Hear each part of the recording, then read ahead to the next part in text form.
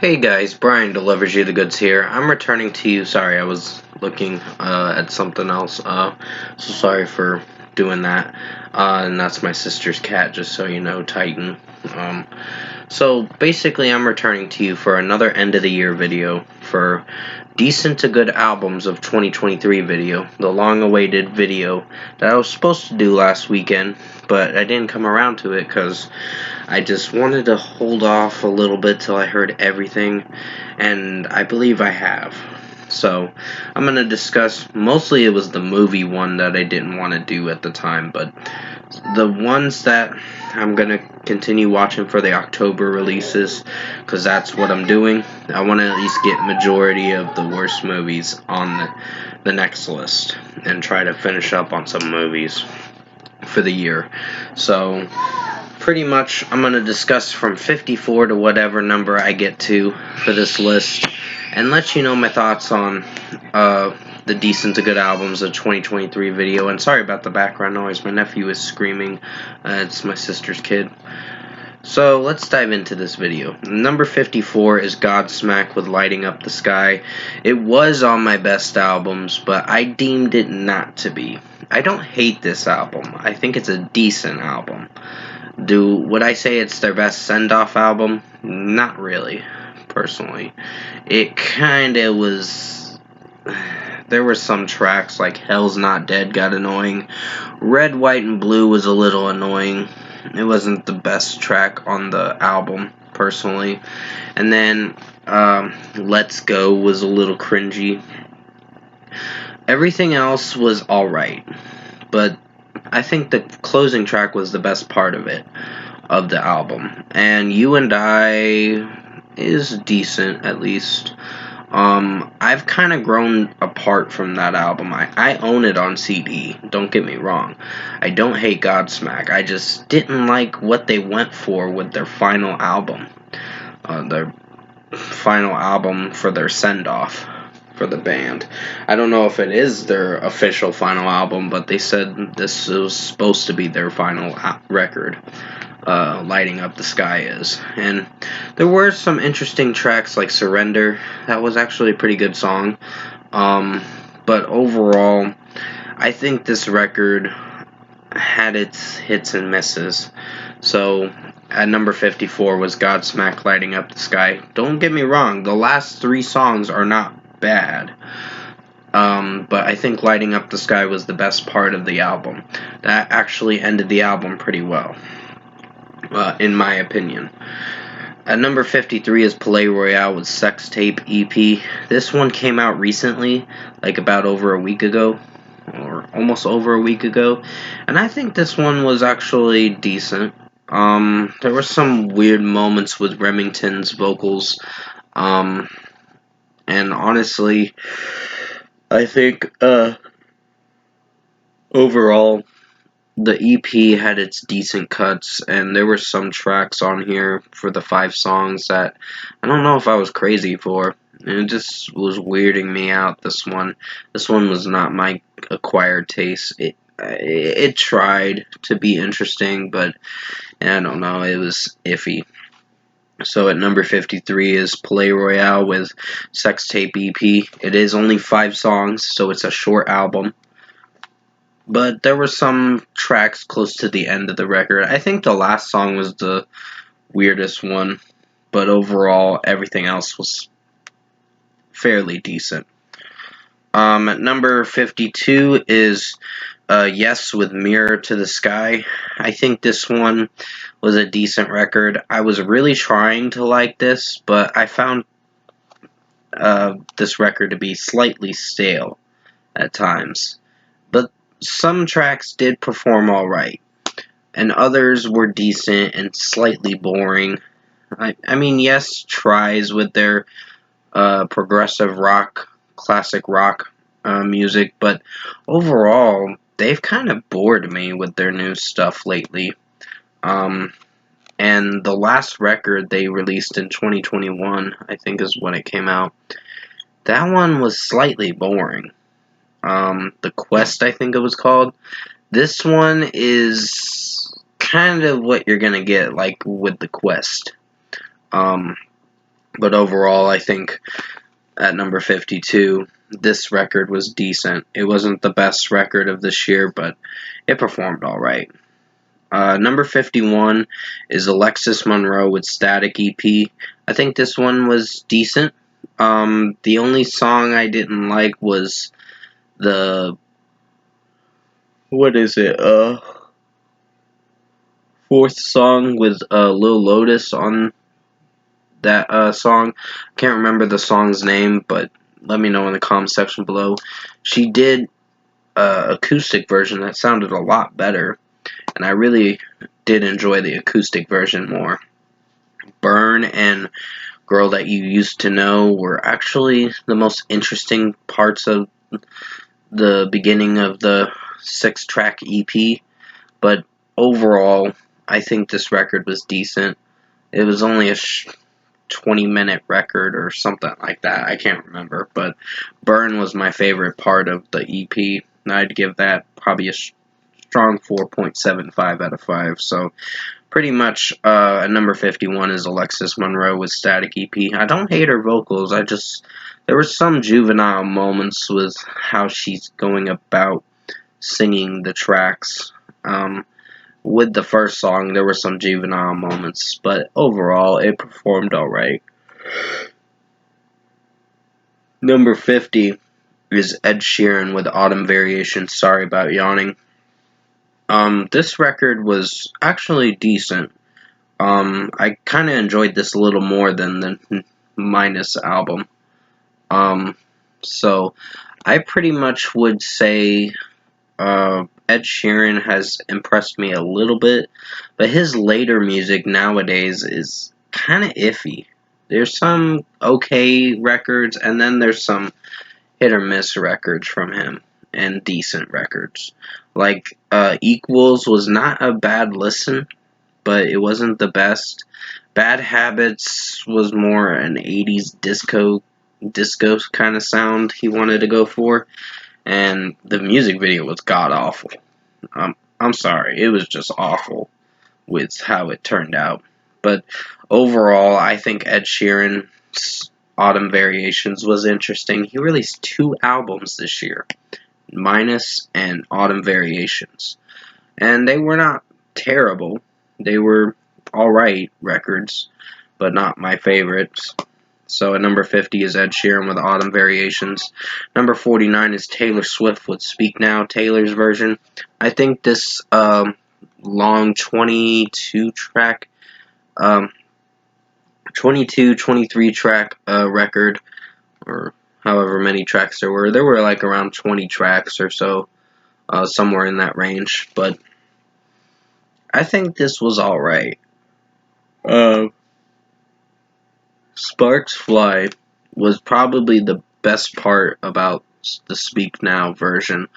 I think there was another one, Back to December, and that was interesting, but overall, I would say this record didn't speak to me as much now, because it's a decent record. It's just not the best. I think the 1989 one was forgettable.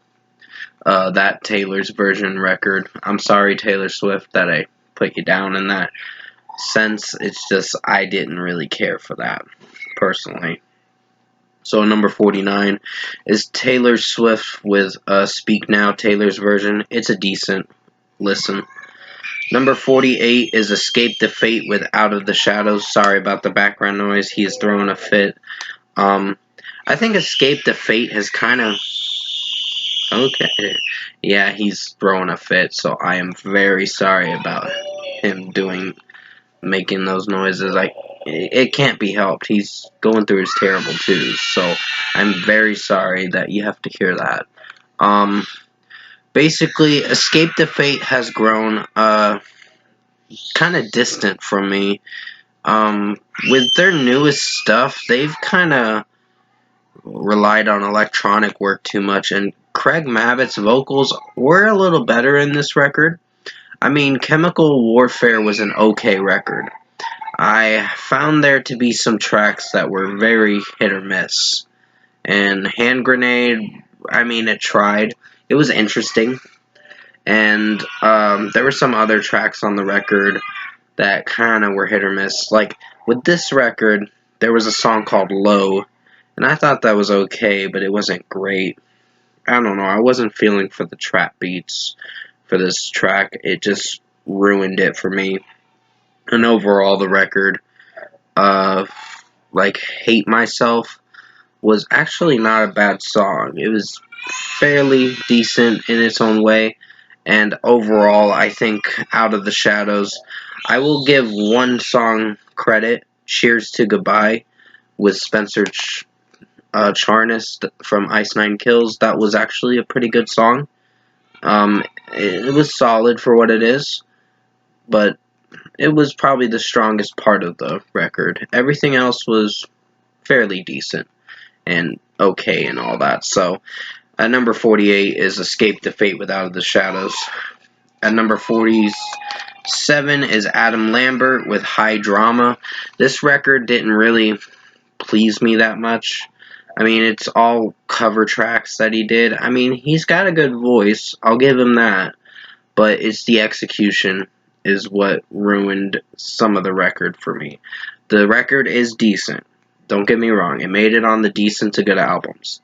But it's not going to be at the lowest spot on the list because I don't feel that it was good enough for that.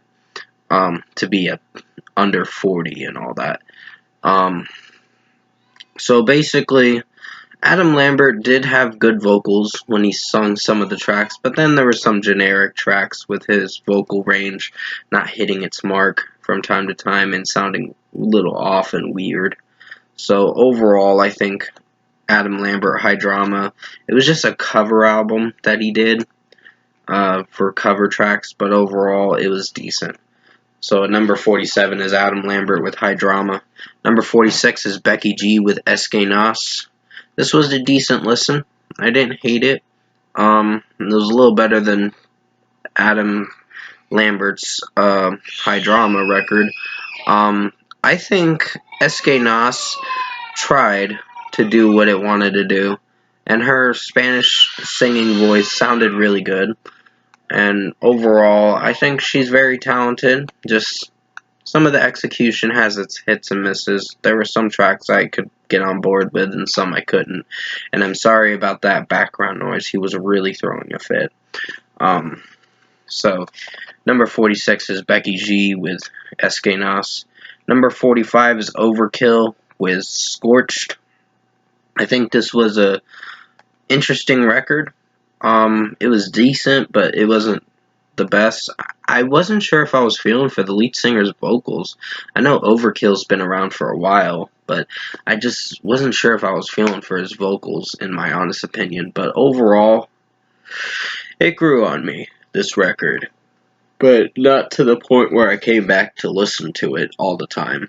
I kind of drifted away from this album, personally, but it's not bad. So, number 45 is Overkill with Scorched. Number 44 is Asking Alexandria with Where Do We Go From Here. The only song that really ruined the reception was Kill It With Fire. That track was awful. I didn't like how it was mixed and how it sounded. I mean, Danny Warsnop didn't sound bad screaming, but it sounded cringy in its own way.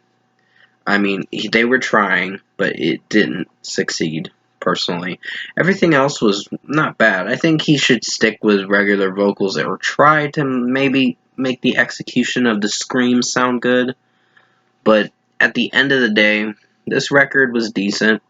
It wasn't the worst. Well, it wasn't the best. It wasn't as good as See What's on the Inside, I think is what the record was called.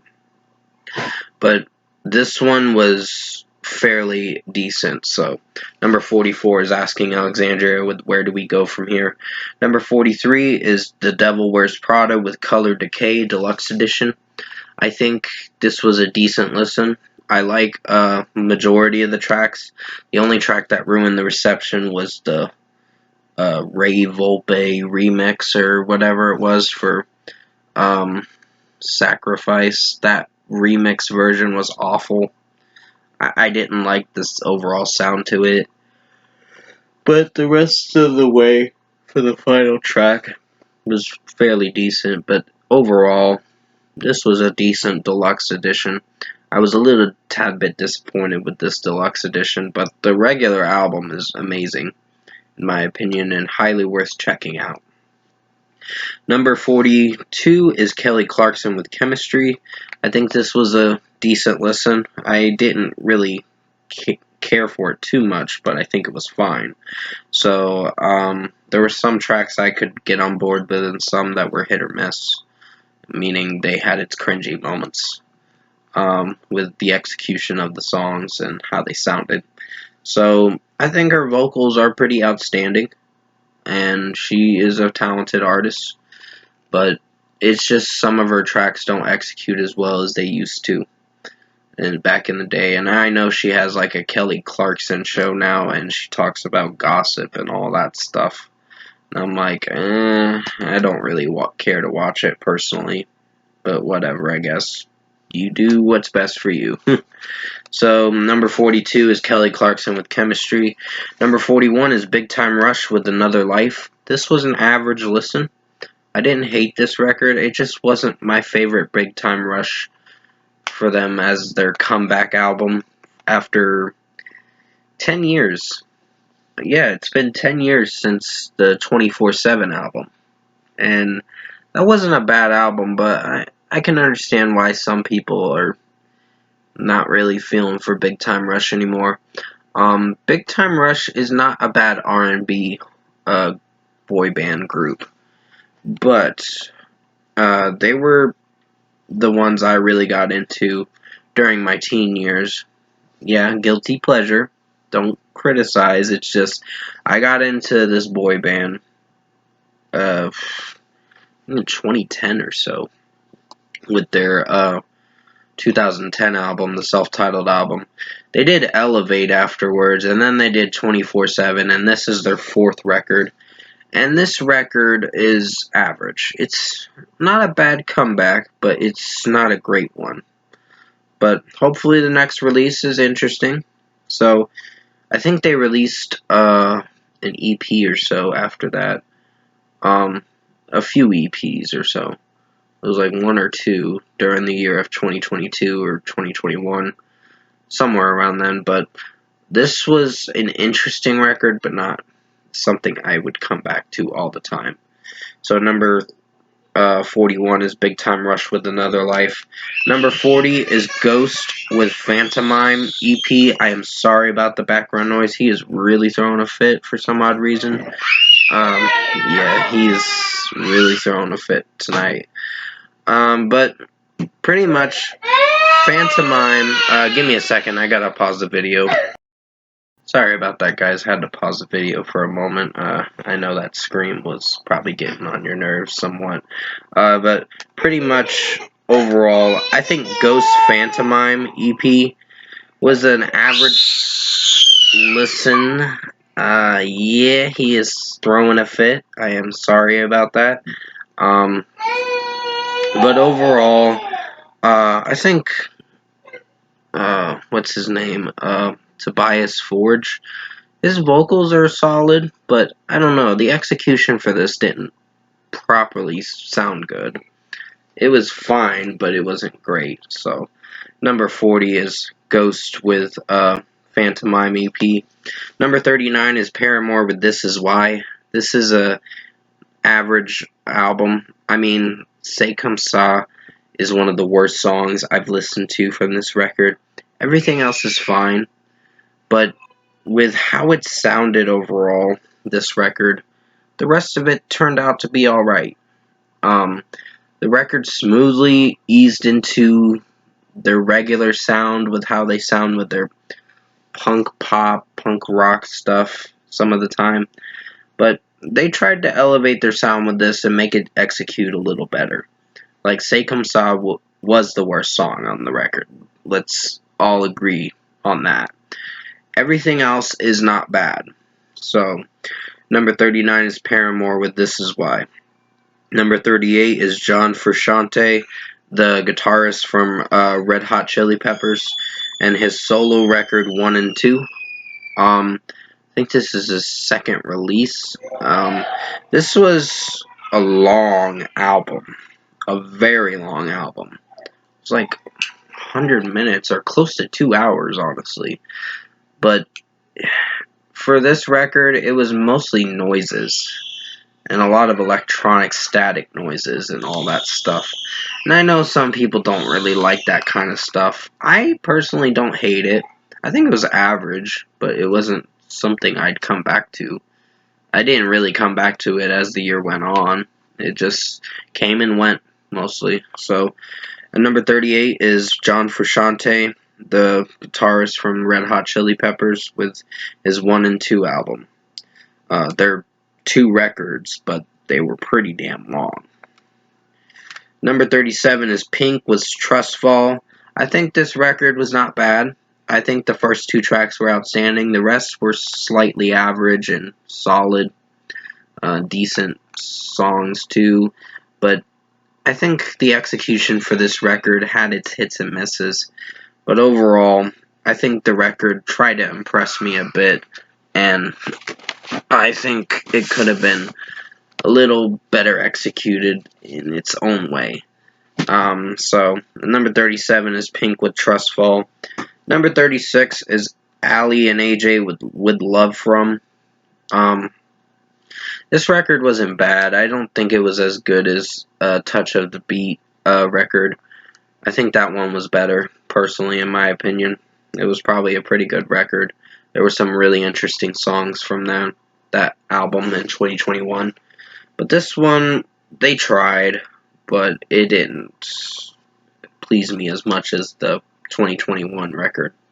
And that was their comeback album. And that was actually a pretty good comeback album. This one, they tried to follow it up, and it didn't execute well, but it was alright. So at number 36 is Ali and AJ with Love From. Number 35 is Logic with College Park. This record was interesting. It wasn't terrible, but it was average. There were some tracks I could get on board with and some I couldn't, and kind of forget about easily. But I think his rapping has gotten interesting, and he's kind of a very industrial rap artist that I kind of am growing to kind of like a bit. So, at number 35 is Logic with College Park. Number 34 is Rebecca Black with Let Her Burn.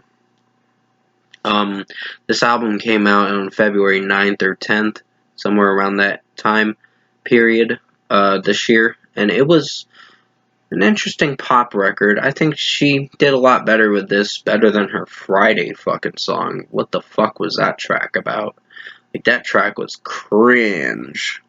It's about, it's Friday, gotta get down on Friday. I'm like, your singing is awful for this song. In this one, her singing is better. A lot better. And I was really pleased with this record a little more than the Friday track.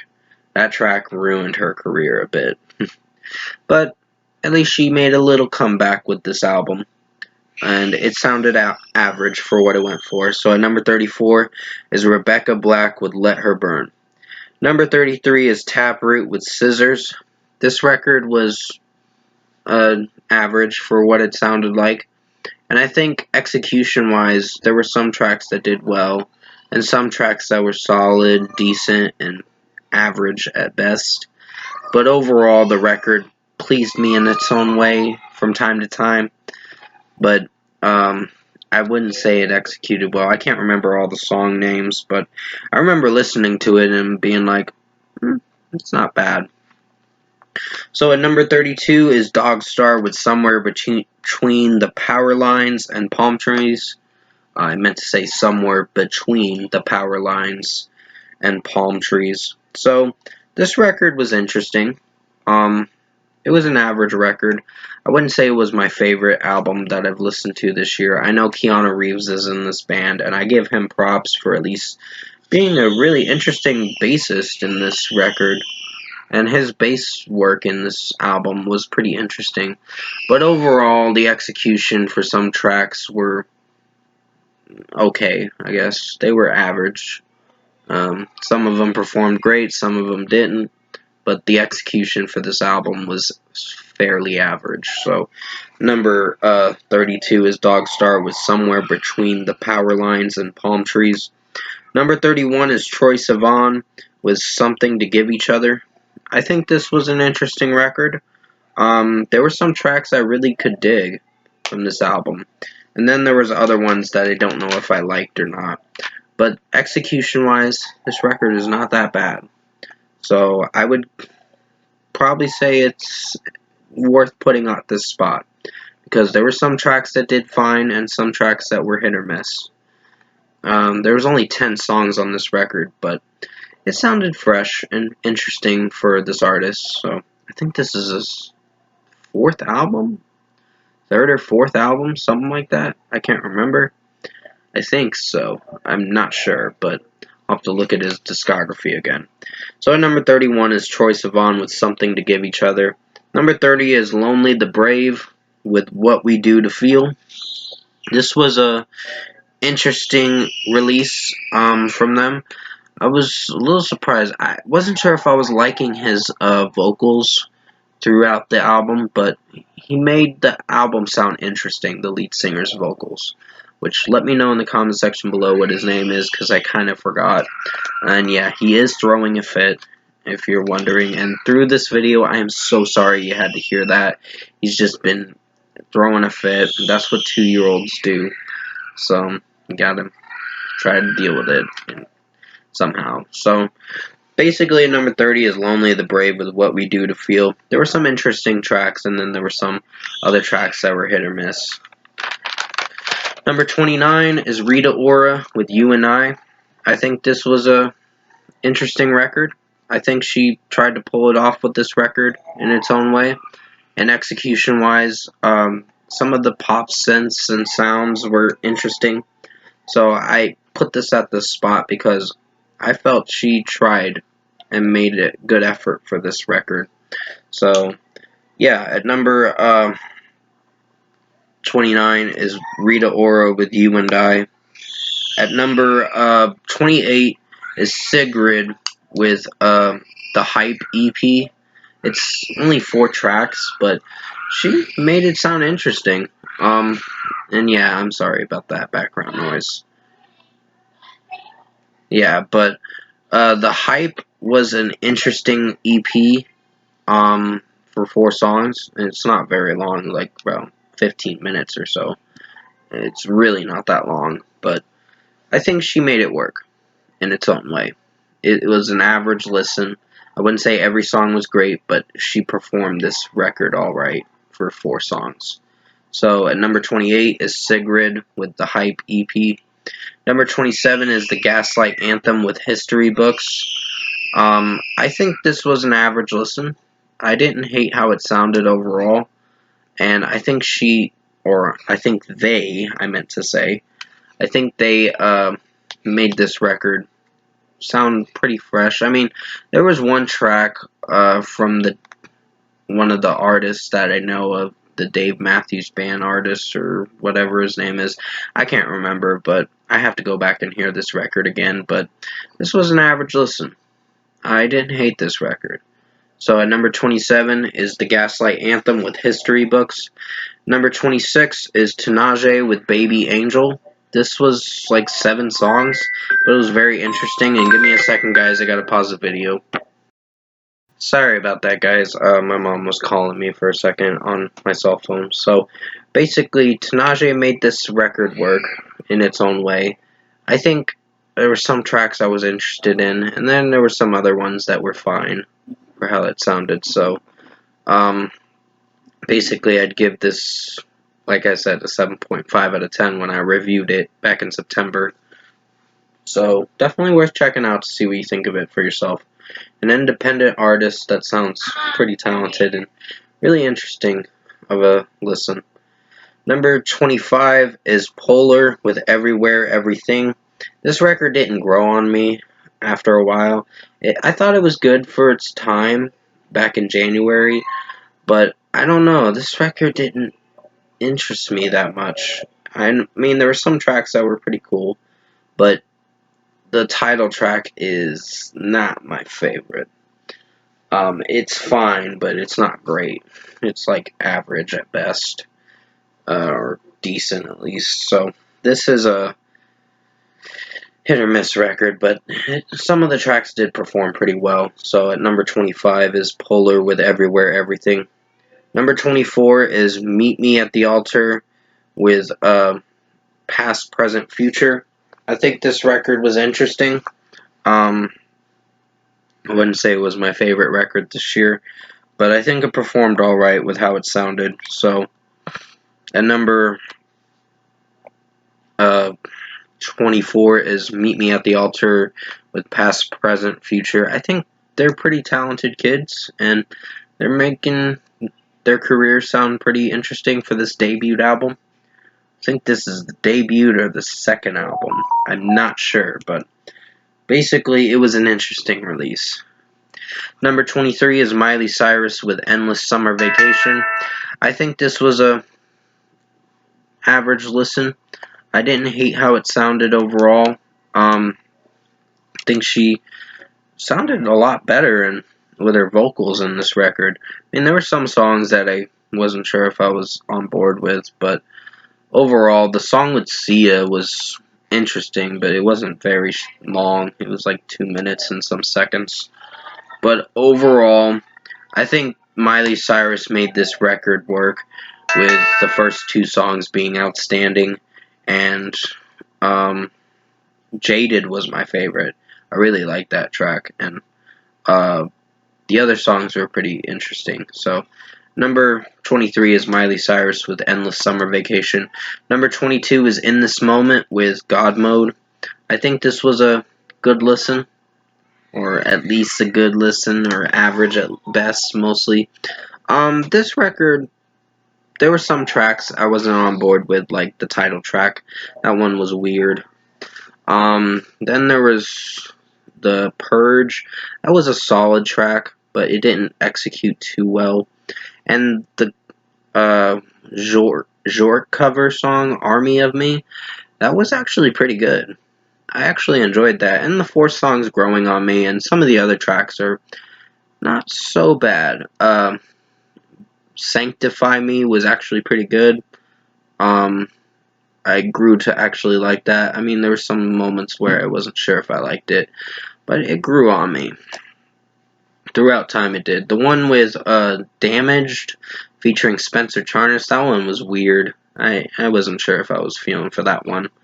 But everything else, like I Would Die For You, that track was outstanding.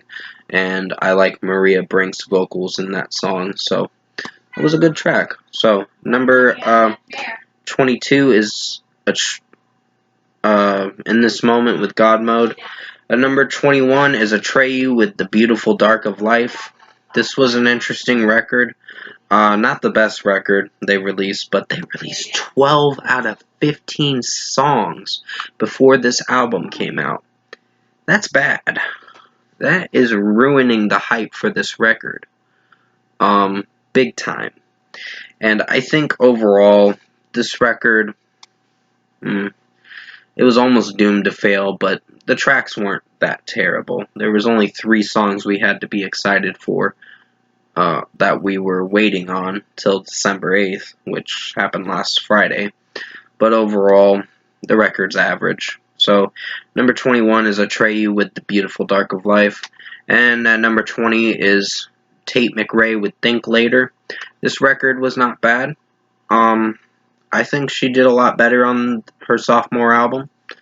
And the title track is pretty interesting. I actually do dig it. The production and mixing is pretty well done for this record. And I do come back to this record from time to time. So it's worth listening to. It's one of the best average albums I've listened to this year. And yeah. So at number 20 is Tate McRae with Think Later. I will have to return to you for the next part of Decent to Good Albums of 2023 for part 2. So hopefully you enjoyed part 1. And I'll see you in my next section of the remainder of Decent to Good Albums of 2023 video. So I'll see you in the next video.